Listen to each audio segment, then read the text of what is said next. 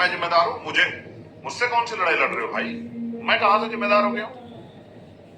जिम्मेदार तो आप हैं। आप ही चला रहे थे आंदोलन। मैं तो अब आया हूं जुमे 4 दिनों में। तो मैं तो सबसे छोटा हूं। तमाम जितने महापुरुष हैं और आज के जो बड़े नेता, मैं तो उनके सामने मेरा कद इतना सा है। मुझे तो जो कुछ दिया वो आप लोगों ने दिया। मैं तो ऋणी हूं आपका। मेरे तो खून का कतरा कतरा आपका है। और जितना सम्मान आपने मुझे दिया कम नहीं है, लेकिन अवसर भी दे दो तो देखो।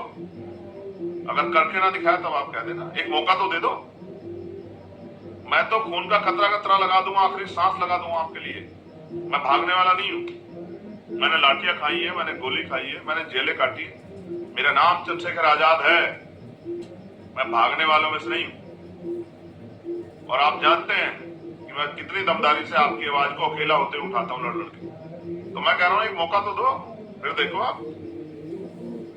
हमसे अच्छी शासन व्यवस्था कोई करके दिखा दे। जो हमसे पुराने, मैं उनका भी सम्मान करता हूँ। मेरे उनसे कोई लड़ाई नहीं भाई। मैं लड़ना ही नहीं चाहता अपने बहुजन समाज के लोगों से। मैं तो जब बहुजन समाज के लोग आपस में लड़ते हैं चुप रह जाता हूँ कि भाई मत लड़ो यार, तुम पे तो वैसे ही बहुत हालात तुम्हारे खराब है, तुम पे 400 वैसे मार पड़ती, काहे को लड़ रहे हो। और जब मैं एकता बनाने हम लोग निकल रहे हैं, मैं नहीं, हमारा पूरा संगठन, तो ये एकता को तोड़ने के लिए तमाम षड्यंत्र करेंगे। कहीं गुर्जर और दलित में झगड़ा कराएंगे, कहीं दलित और मुसलमान में झगड़ा कराएंगे, कहीं पिछड़ों में पाल प्रजापति, कश्यप, सैनी, मौर्य, साकेत, कुशवाहा में दलितों में झगड़ा कराएंगे, कहीं जाट और दलितों में झगड़ा। तमाम हथकंडे अपनाएंगे कि एकता ना बने।